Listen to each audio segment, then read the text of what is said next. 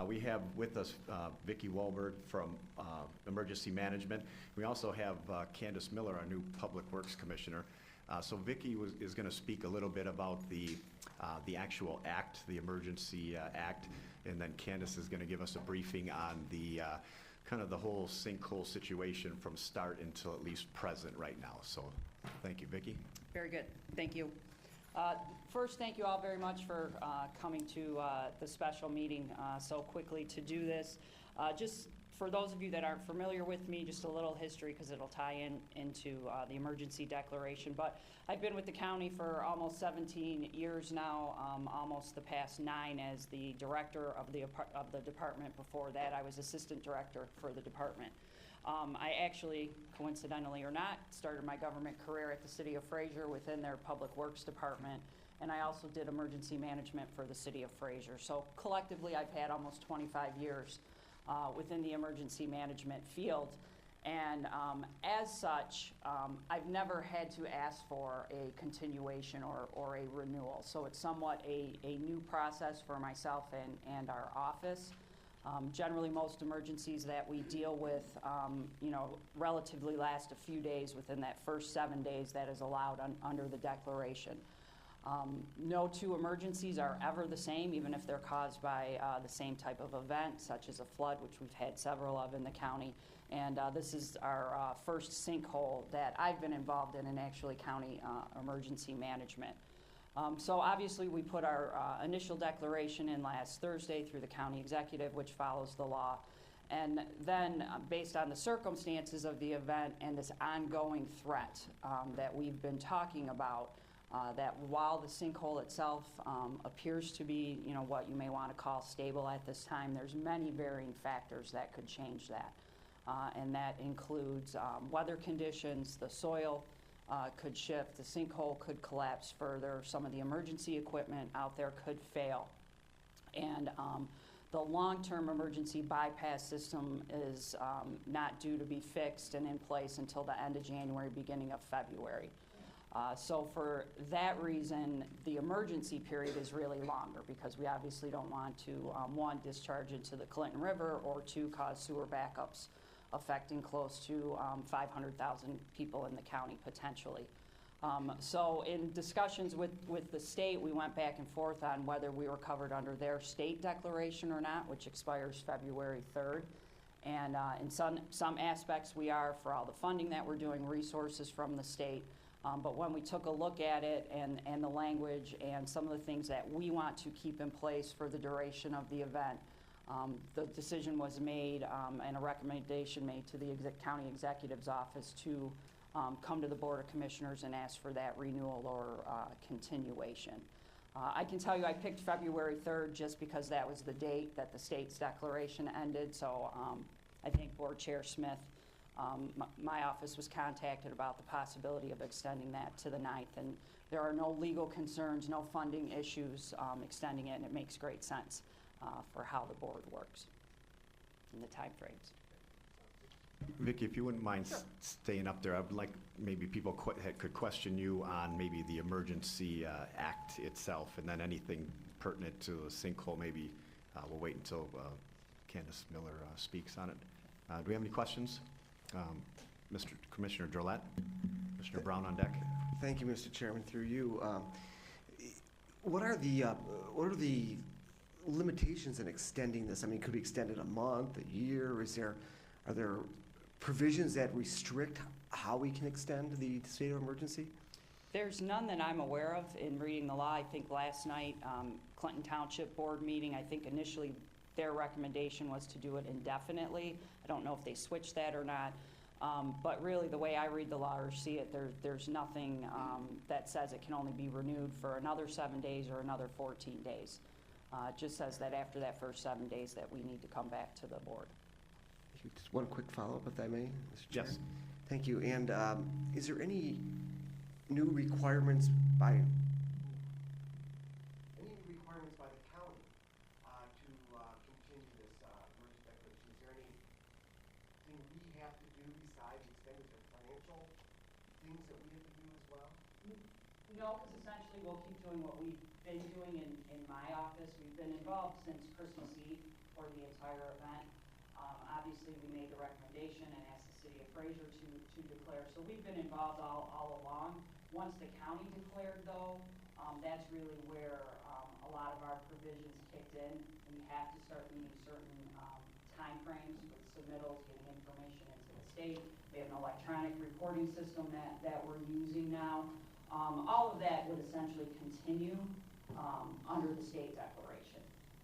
So really the county declaration is just making sure that all of our resources are in place and that we're ready to go should something happen.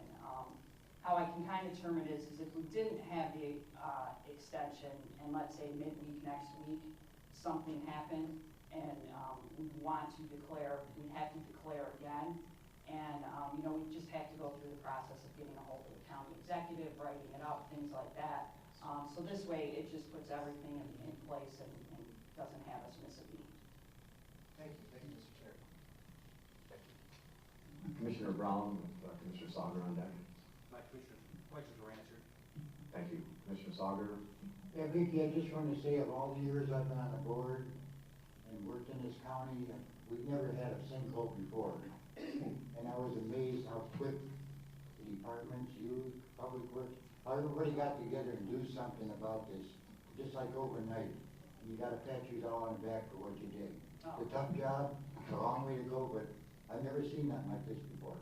Yeah, like I said, I've never gone through a sinkhole before, and yeah, everybody's been great from the response from Fraser Public Safety and Public Works. Obviously, County Public Works was on the scene, the engineers, the contractors. It's been a wonderful team effort and continues to be. And, you know, they've been working 24/7, you know, since Christmas Eve, and, you know, everything happens simultaneously.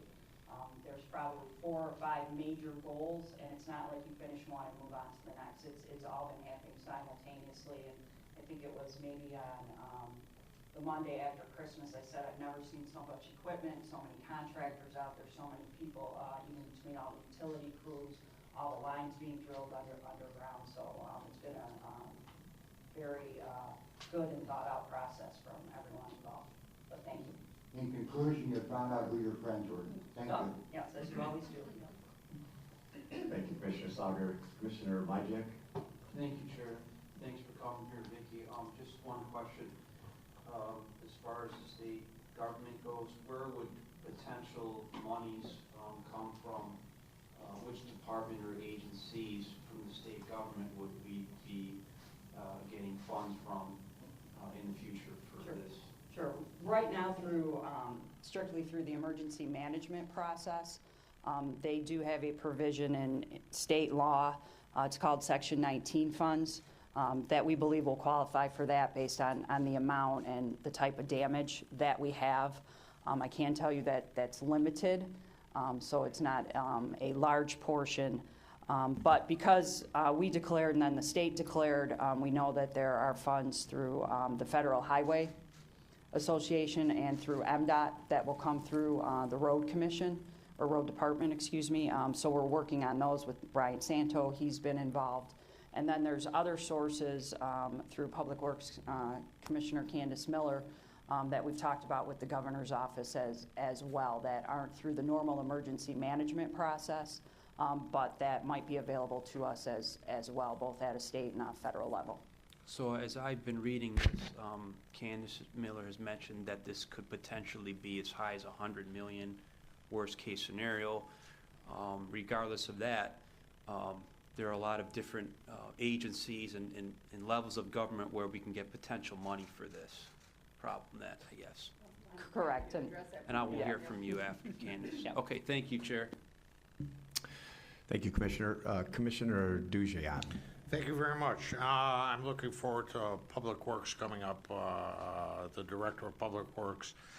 Question, will any of this money, and to go back to Commissioner Majek's question, is any of this money going to need to go through our finance department? Are we going to be voting on any of this? Are we getting involved in any of this? Where does our, where do we begin and where do we end with this as far as the emergency management system and so on and so forth? I'll have to say, I think it's a little too early to tell, since we don't have all of those areas identified of where the funding's going to come from. A majority of the funds that we get through the emergency management process and the Section 19 funds that I talked about, it's obviously on a reimbursement basis, and most of those will come for items that have already been expended.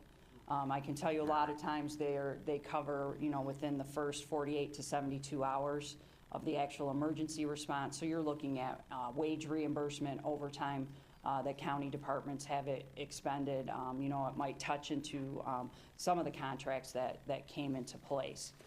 So for that piece, it would come back, as a reimbursement. Potentially, they sometimes do it as a grant that comes back in, but it'll really be reimbursement based on what's So been going along expended. further down the line, this has the potential of showing up during our finance meetings and so on and so forth for allocation or reallocation of funding. Potential, yes. Okay. Thank you, Mr. Chairman.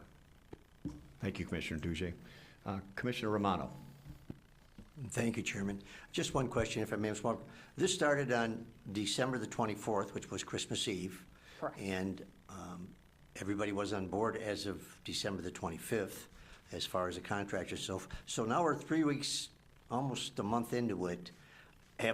Do we know thus far what we've had in expenditures? Do you have any idea what we've spent so far? I say we because we're all in this together, but is there any amount that you have or figures available that say thus far we've spent X number of dollars? I don't have the specific figures on what we've spent. We do have better numbers on the overall total of what they're estimating the project to be, and that's right now close to $67 million. From the various departments and agencies that are involved, if you look at going back to the overtime, that's easy to calculate since people are getting paid. We have figures from Fraser Public Works, Fraser Public Safety, the Road Department, and County Public Works. Between those agencies, I can tell you that's probably close to $100,000 right now. And then the remaining funding sources right now are all part of AEW and the project management that's going on continuously. But we're going to keep working those numbers. That's one of the items that we have to continually update the state with now that we've declared. So, everybody is, doing their certified payrolls as Commissioner Miller has asked for, and to have them keep doing that and start tallying all their bills. So, Thank yes. you. That's all I have. Thank you, Mr. Chairman.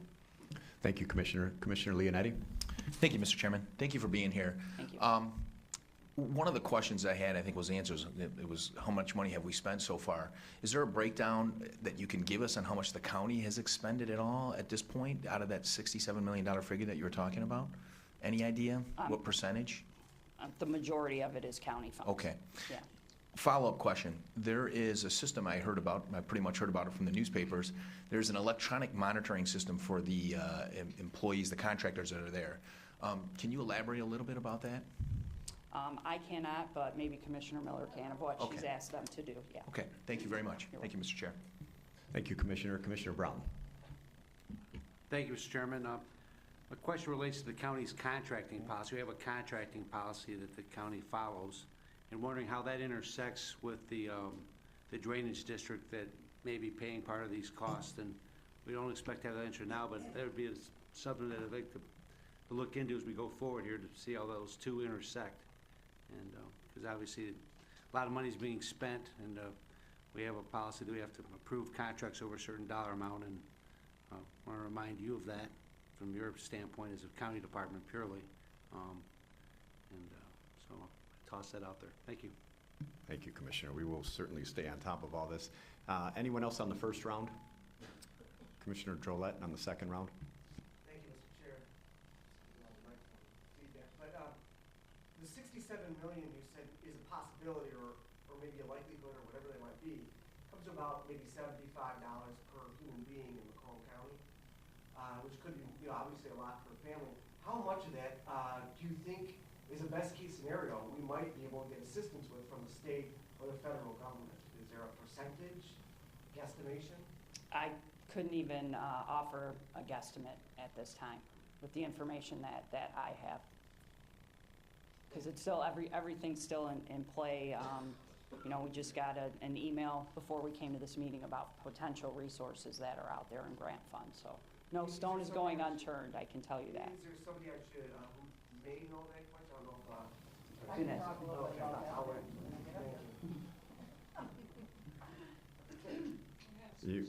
Are you finished, Commissioner? I am, thank you. Okay, thank you. Any other questions for Vicki? Well, thank you very much for being in front of us.